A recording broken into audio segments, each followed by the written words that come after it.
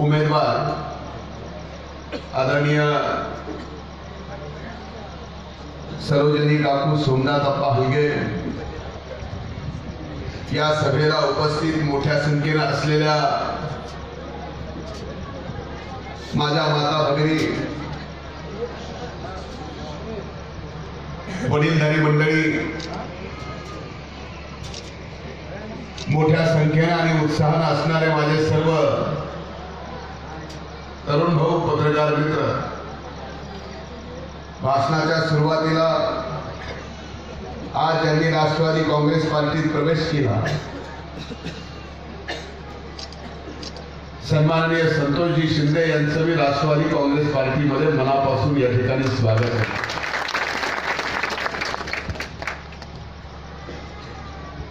खऱ्या अर्थानं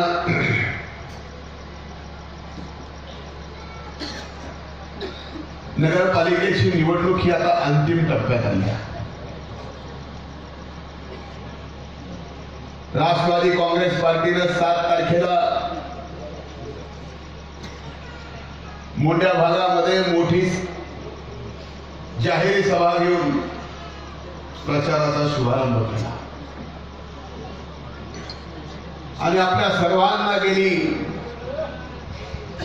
7 तारखेपासून त्याच्या 25 तारखेपर्यंत सलग राष्ट्रवादी काँग्रेस पार्टीच्या सर्व उमेदवारांनी मत देण्याच्या बाबतीत आवाहन केलं. सुरुवात मोंड्यातून केली आणि समारोप आज आम्ही गणेशाच्या चरणी या ठिकाणी गणेश पारला करतो.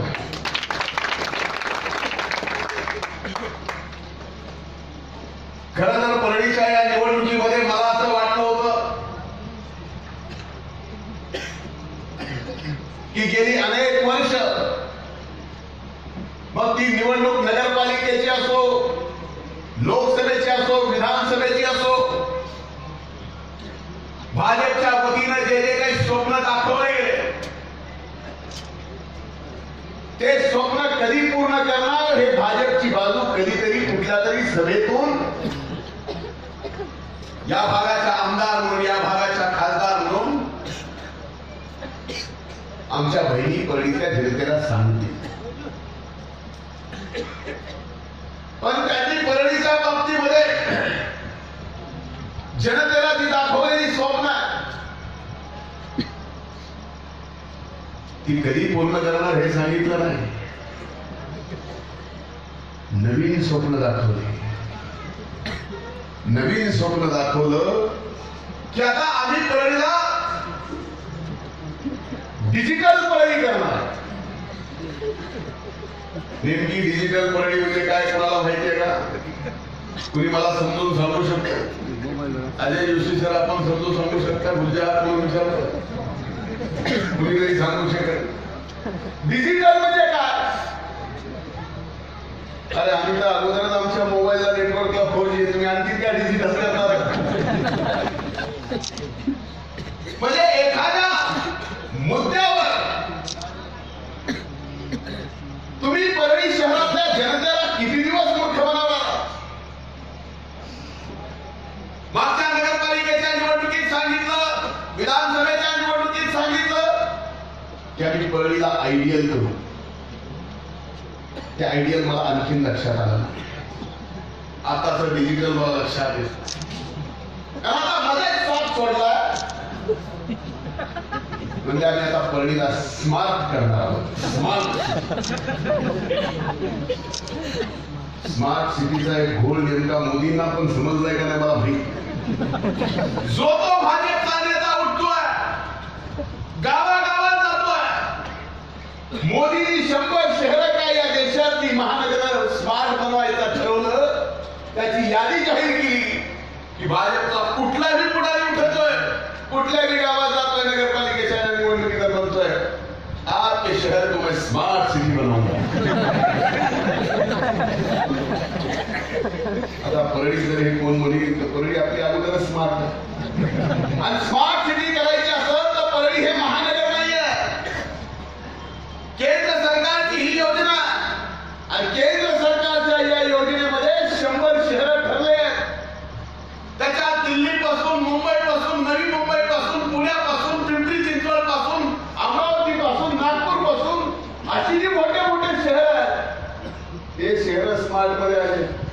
आणखीन आपलं मराठवाड्याचं राजधानी औरंगाबाद सुद्धा स्मार्ट मध्ये आलं नाही, त्याला स्मार्ट मध्ये घेतलं. मला तर कळालं इथपर्यंत ठीक होतं. काल कुठेतरी वडार पावलीमध्ये एक सभा झाली आणि त्या सभेमध्ये आमच्या वडार समाजाला सांगितलं की तुमच्यासाठी आम्ही एक नवीन योजना आणू वॉटर हीटरची. म्हणजे वॉटर हीटर म्हणजे आता थंडी चालू आहे आणि गरम पाणी लागतंय, त्याला लाईटची गरज लागत नाही. आता ते कसं आम्हाला करायचं, आमचा जीव दगड फोडून फोडून चाललाय, त्याच्या बाबतीत काहीतरी सांगा ना. वॉटर हीटर छतावर तर आम्हाला काय घेणं नाहीतरी आमच्या हात दगड फोडून फोडून आमच्या हाताला एवढे घट्ट पडले की ते बर्फासारखा गार पाण्यावर हात ठेवला तरी आमच्या हाताला वेदना होत नाही, आणि कितीही कडक पाणी असलं तरी आमच्या हाताला वेदना होत नाही. असे कष्ट आम्ही केले. त्यांना तुम्ही वॉटर हीटरचं स्वप्न दाखवलं. काय एक गोष्ट लक्षात घ्या, 5 वर्षापासून ही नगर परिषद आम्ही प्रामाणिकपणे चालवली, इमानदारीपूर्वक. आम्ही जे परळीचं स्वप्न पाहिलं होतं ते स्वप्न पूर्ण करायचं होतं. आम्ही सर्वजण एकत्र झालो. हे मी मान्य करतो की त्यावेळेसची नगर परिषद ही जनतेतून निवडून आलेली नव्हती. भारतीय जनता पार्टीचे 12 सहकारी माझे जीवाचे माझ्यासोबत आले. राष्ट्रवादी काँग्रेस पक्षाने 8 सदस्य तेही जीवाने माझ्यासोबत आले. 6 काँग्रेसचे सदस्य ते सोबत आले आणि 26 सदस्यांनी मिळून 5 वर्षामध्ये या परळीचे करून दाखवलं. ते पूर्वी 35 वर्षात झालं नाही, हे तुमच्या डोळ्याने तुम्ही पाहताय. त्यावेळेस मात्र माझ्यावर आरोप केले काही मंडळी, परळी पवारांच्या दावणीला बांधली. पण आज ज्यावेळेस परळीचा विकास तुम्ही पाहता, तो विकास फक्त रस्त्याचा झाला नाही, तो विकास फक्त नाल्याचा झाला नाही, तो विकास फक्त पिण्याच्या पाण्याच्या योजनेपुरता राहिला नाही. आणि बघा ती प्रशासकीय इमारत, बघा ते नटराज रंगमंदिर, ज्याला मी स्वर्गीय मुंडे साहेबांचं नाव दिलं. आज ज्या पद्धतीने भालचंद्र वाचनालय या ठिकाणी उभं राहतं, या परळीमध्ये जेवढे समाज राहतात त्या प्रत्येक समाजाला या ठिकाणी नगरपालिकेच्या माध्यमातून आम्ही नगरपालिकेने जागा दिली आणि त्या जागेच्या माध्यमातून मी माझ्या आमदार निधीतून निधी उपलब्ध करून दिला. आणि आज 18 बलुतेदार छोटे छोटे समाज सुद्धा स्वतःचे समाजगृह, आज त्या समाजाचे कार्यक्रम त्या ठिकाणी होत आहेत. कुणी या गोष्टीचा विचार करतो? आज तो परळीचा आदर्श इतर गावामध्ये घेतला जातो आणि त्या गावामध्ये याची चर्चा होतीये की परळीमध्ये नगर परिषदेने आमच्या समाजाला सभागृह दिलं, मग तुम्हाला सुद्धा आमच्या सभागृहामध्ये द्यावं लागेल. अरे कुणी विचार केला होता या परळी शहरामध्ये 50 लाखाचं बौद्ध विहार होईल? आम्ही शहरी खाना 50 लाखाचा केला आणि या 5 वर्षाच्या काळात 150 कोटी रुपयाचा विकास निधी आम्ही या ठिकाणी खर्च केला. परळीतले मुख्य रस्ते झाले, पाणी पुरवठ्याची योजना झाली, ज्या ठिकाणी स्ट्रीट लाईट नव्हती स्ट्रीट लाईट झाली, आणि ज्या छोट्या गल्ली बोळा होत्या त्या गल्ली बोळामध्ये सुद्धा आम्ही या ठिकाणी आमच्या प्रामाणिकपणाने या ठिकाणी विकास करायचं काम केलं. ज्या गल्लीमध्ये कधी रस्ता सिमेंट काही झालं नव्हतं त्या ठिकाणी आम्ही कामं करायचं प्रयत्न केलं. एवढंच नाही, आणि ज्यावेळेस आदरणीय अजितदादा पवार साहेब महाराष्ट्राचे उपमुख्यमंत्री होते, उपमुख्यमंत्री असताना या गाव भागामध्ये जेवढा विकासाचा निधी आपण आणला, सुरुवात पायात चालू केला दीपक नानांनी, आणि विकासाचा कळस या गाव भागामध्ये चढवला या ठिकाणी भैया घनवाली गाडी यांनी. आज या उघड्या आणि निधड्या छातीने आम्ही विकासाच्या गप्पा या निवडणुकीमध्ये मारू शकतो.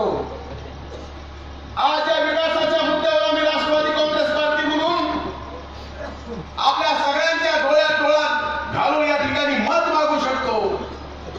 तर मागच्या 5 वर्षामध्ये भैया धर्माधिकारी, दीपक नाना, सर्व नगरसेवक कष्टामुळेच आज या ठिकाणी या परळीचा विकास होऊ शकला. मी तर फक्त निधी देत होतो, पण ह्या सगळ्यांनी ह्या परळीला एक रूप तयार केलं आज जे तुमच्या सगळ्यांच्या समोर दिसत. आणि माझ्या आज या सहकार्याला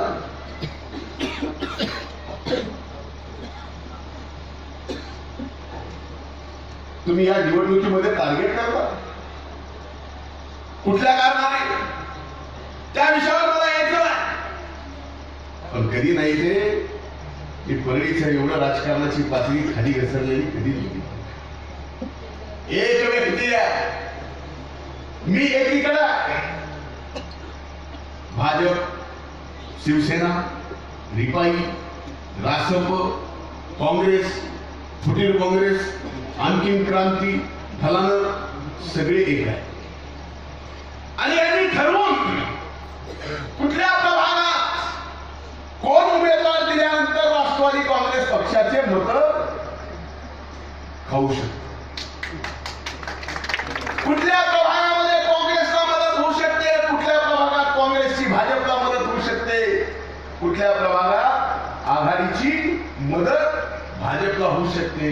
हे सगळा खेळ ठरवून हे निवडणुकीत उतरत आहे. आणि एवढ्यावर मला वाटलं आता एवढा सगळा मेळ यांनी घातला.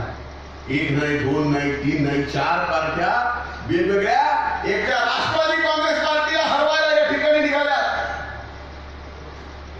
मी म्हणलं आता तर मेळ बसला, आता तर पालकमंत्री प्रचाराला येणार नाही, खासदारांना तर फिरायची काही गरज नाही, निवडणूक आल्या तर आमच्या भेरी निवडणुकीपुरतं तुमच्या समोर दिसतात, भावनिक आवाहन करतात. मला वाटलं आता ह्याला यायची गरज नाही, आपल्याला फार अवघड झाली इलेक्शन, काय व्हायचं कळलं ना.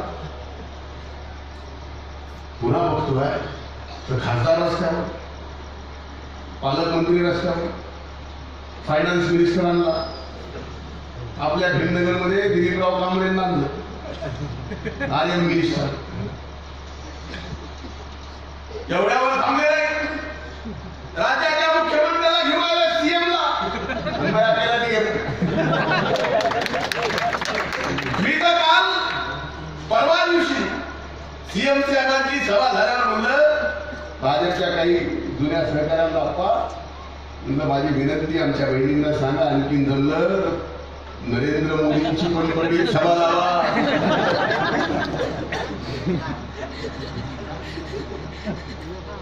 म्हणलं आणखी वेळ आहे, चालला या ना. आता परळीच्या जनतेने ठरवलं की कधी भावनिक व्हायचं नाही. ज्यांनी विकास केला त्या विकासाच्या पाठीमागे ठामपणाने या ठिकाणी उभं राहायचं, हे आता परळीच्या जनतेचं रूप या निवडणुकीमध्ये या ठिकाणी दिसलं. कधीतरी कुणीतरी विचारावं, फक्त आमदार, मंत्री, खासदार हे पद घेऊन मिरवायला नसतं.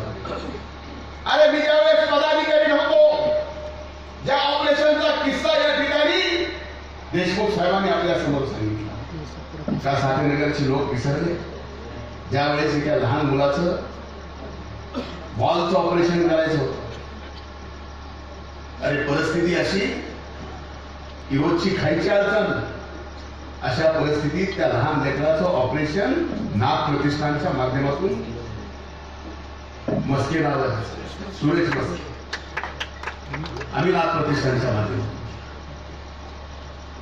फुकेच्या ज्यावेळेस शेड्या गेल्या गाव भागातल्या रेल्वे खाली, त्यावेळेस नाथ प्रतिष्ठानच्या माध्यमातून आम्ही मदत केली. त्यावेळेस माझ्या समोर कुठली निवडणूक होती, त्यावेळेस कुठल्या मताचं समोर राजकारण ठेवून काम केलं.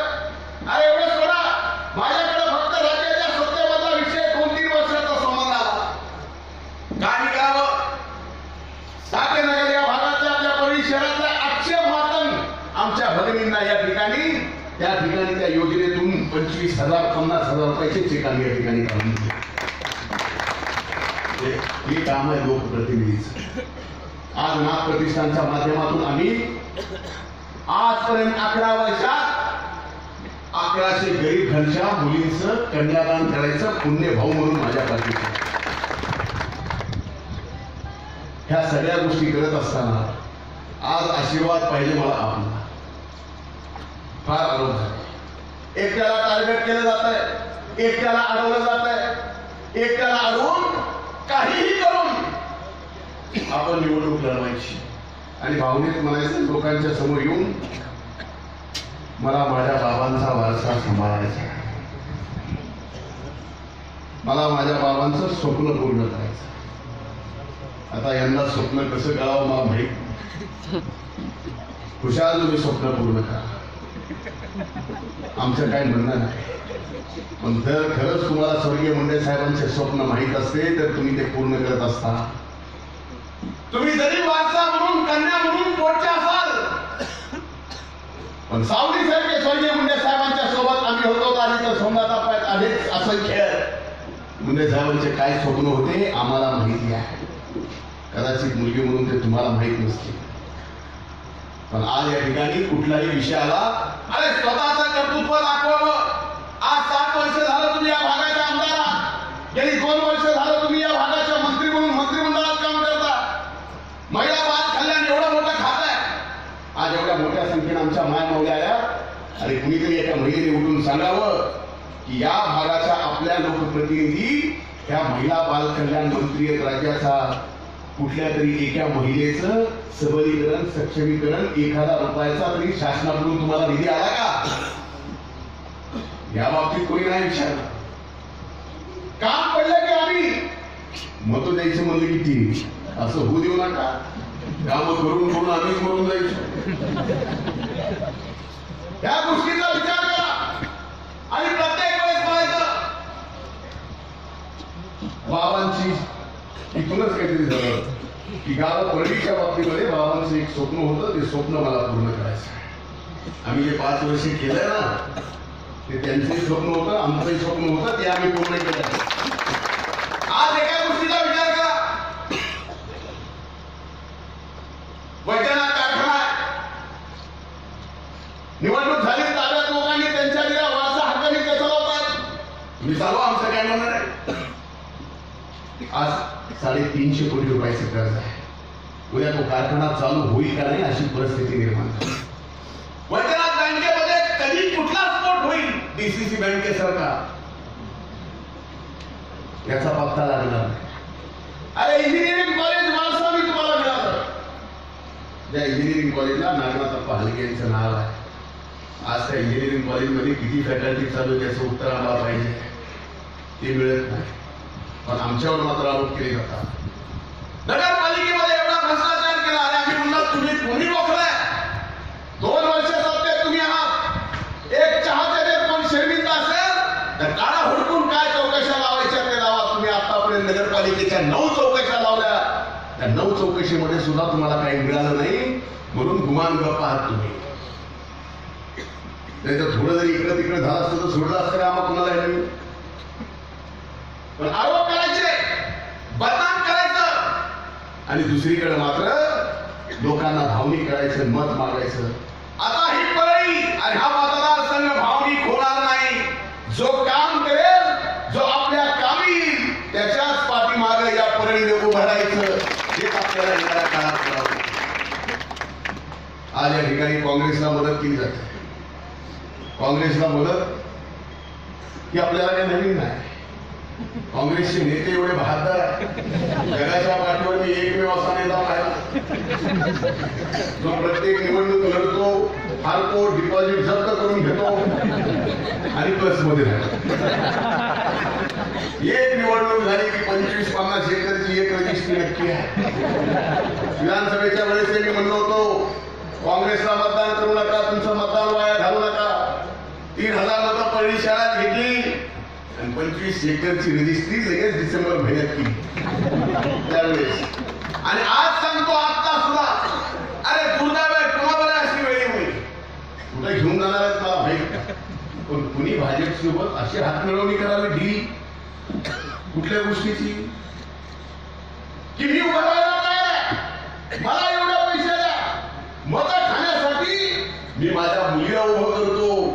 तुम्हाला निवडून येण्यासाठी माझी मुलगी पडली तरी चालेल पण मला एवढं द्या. असा कोण बाप असेल गावात? या जगाच्या पाठीवर कोण असेल? अरे काय चाललंय राजकारण कुठल्या खालच्या पातळीवर चाललंय? एकीकडे आम्ही इमानदारीने काम करतोय, आमच्यावर काँग्रेस आरोप करते, आमच्यावर भाजप आरोप करते, आमच्यावर सेनेचे लोक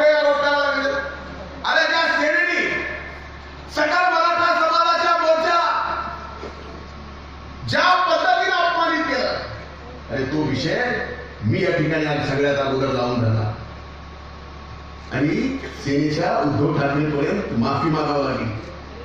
काय म्हणते, मूक मोर्चाला मुका घ्या मुका मोर्चा. त्या शिवसेनेला आपण म्हणते ना, तुम्हाला या गोष्टीचा राग नाही, आपल्याला तसं नव्हतं. एकीकडे आम्ही आरक्षण मराठा समाजाचा असो, आरक्षण धनगर समाजाचा असो, आरक्षण मुस्लिम समाजाचा असो, विषय मूक मोर्चाचा असो, विषय मुस्लिम समाजाच्या मोर्चाचा असो, वेगळ्या छातीने आम्ही त्या मोर्चाचं सगळ्या गोष्टीचं समर्थन करतो. कारण हे परमपूजनीय डॉक्टर बाबासाहेब आंबेडकरांची आपल्याला शिकवण आहे. आणि हिंदवी स्वराज्य उभं करत असताना छत्रपती शिवाजी महाराजांनी ही प्रथा आणि प्रघात चालू केलेल्या आहे आणि ते आम्ही या ठिकाणी पाहतो. आज सगळ्या लोकांना एकत्रित करून आम्ही या ठिकाणी निवडणुकीला सामोरं जातो आणि अशा निवडणुकीला सामोरं जात असतो. ठराविक एका गोष्टीत मतं कशी विभागली जातील याच्यासाठी पूर्ण प्रयत्न केला. मला आज अभिमान वाटतो की पहिल्या दिवशी जे वातावरण होतं तेच वातावरण त्याच्यापेक्षा चांगलं वातावरण आज या ठिकाणी आहे. भास्कर मामा बोलत बोलले की माझा असा एकदा चमत्कार झाला आणि या ठिकाणी 25 जागा त्यावेळेस निवडून आल्या. आज मी आपल्याला विश्वास देतो की ही परळीची नगर परिषद राष्ट्रवादी काँग्रेस पक्षाच्या ताब्यात नक्की आलेली आहे तुमच्या आशीर्वादाने. कारण लोकांना कळत आहे हे आता सगळे बोलघेवडे आणि ह्या बोलघेवडेपणामुळं आता याच्यात कुणालाही काही उपयोग होणार नाही. अरे आम्हाला परळी शहरामध्ये आणखी चांगलं करायचं, या गाव भागामध्ये आम्हाला चांगलं करायचंय. आम्ही शॉपिंग कॉम्प्लेक्स इथं बांधले, गाव भागामधल्या सुशिक्षित बेरोजगारांच्या हाताला काम मिळावं, त्यांना ती गाळे द्यावी म्हणून या ठिकाणी आम्ही ते गाळे उभे केले. याच सरकारमधल्या आणि काँग्रेस या दोघांनी एकत्रित युती करून त्याच्यावरती स्टे आणले, त्याचा लिलाव होऊ दिला. गार्डनचं तसंच केलं. आजही या गाव भागामध्ये स्वर्गीय एन.के. मालकांनी ज्या पद्धतीने काम त्या काळात केलं त्याच पद्धतीने भैयाने सुद्धा या ठिकाणी काम केलं, दीपक नानांनी या ठिकाणी काम केलं. पण मला एक सांगा, एवढं सगळं चांगलं काम करून सुद्धा आज ज्या पद्धतीने राजकारण चालू आहे ते योग्य आहे. आणि आज या ठिकाणी व्यासपीठावर बसलेले विद्यमान नगराध्यक्ष, गावातले माजी नगराध्यक्ष 1, माजी नगराध्यक्ष 2, माजी नगराध्यक्ष 3, माजी नगराध्यक्ष 4 व्यासपीठावर. तसं आपण सरनवाडा ही गावातच आहे. ह्या सगळ्या गोष्टीचा तुम्ही विचार करा. आणि आज सार्वजनिक काकूंना या ठिकाणी निवडणुकीला उभा केला. सुशिक्षिता, त्यांना सगळ्या गोष्टीचा ज्ञान, सामान्य माणसाशी त्यांची ओळख आहे आणि प्रत्येकाची जाण असल्यामुळं अरे ह्या घरानं साधं नाहीये, याचं फार मोठं योगदान. आणि आज त्या निवडणुकीमध्ये उभे आहे आणि आपल्याला या ठिकाणी बोललं जातं की भाजपच्या नेत्यांकडून की राष्ट्रवादी काँग्रेस पक्षाला आयात करून उमेदवार मागवावे लागते. आता आपल्याला जर हे आयात म्हणत असतील तर कदाचित आमच्या बहीण भाईला हे माहीत नसेल.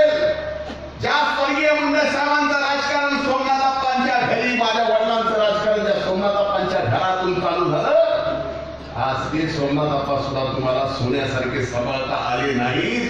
आज का तुम्ही मुंडे साहेबांचा वारसा चालवता? आज ते अण्णा गेल्यानंतर माझ्या पाठीमागे आशीर्वाद द्यायला उभे असंख्य या ठिकाणी वडीलधारी मंडळी आज माझ्या पाठीमागे वडीलकीचा आधार म्हणून उभे आहेत. त्याच्यामुळेच आज मी या ठिकाणी समर्थपणानं तुमच्याशी बोलू शकतो, तुमची कामं करू शकतो. मी या परळीच्या शहराबाबतीत फार चांगलं स्वप्न पाहिलं. ही परळी सुंदरता होईलच, ही परळी स्वच्छता होईलच, ही परळी सर्व मूलभूत सुविधांनी युक्त तर होईलच. पण या परळीला मला एक शक्तीपीठ म्हणून पुढे आणायचं. या परळीमध्ये फार मोठी शक्ती आहे. परळीचं ज्योतिर्लिंग, परळीचा 1250 मेगावॉटचा प्रकल्प आहे, परळीची रेल्वे स्टेशन आहे आणि आज ही त्रिशक्ती परळीला फार मोठं वैभव प्राप्त करून देऊ शकते. एखाद्या गरीबाच्या घरी आज त्याचं जेवढं उत्पन्न आहे त्याच्यापेक्षा जास्त येणाऱ्या काळामध्ये उत्पन्न होऊ शकतं. एवढे मोठे उद्योग या परळी शहरामध्ये येऊ शकतात. पण पुढे आजपर्यंत प्रयत्न केला नाही. येणाऱ्या काळात आम्ही ते प्रयत्न करणार. अरे हे पूर्वीपासून गाव भागाचं जे वैभव आहे, जी नावं आदरणीय बाळासाहेब देशमुख साहेबांनी या गाव भागातल्या लोकांची घेतली, त्या गाव भागाचं जे वैभव आहे ते वैभव आम्ही कधीही कमी होऊ देणार नाही. तर परळीच्या गाव भागाचं वैभव सुद्धा कायम या ठिकाणी पुढे घेऊ. हेच या ठिकाणी या निमित्तानं गणेशपालच्या सभेत मी आपल्या सगळ्यांच्या समोर बोलतोय. कुणाच्या भूल थापाला बळी पडू नका, कुणाच्या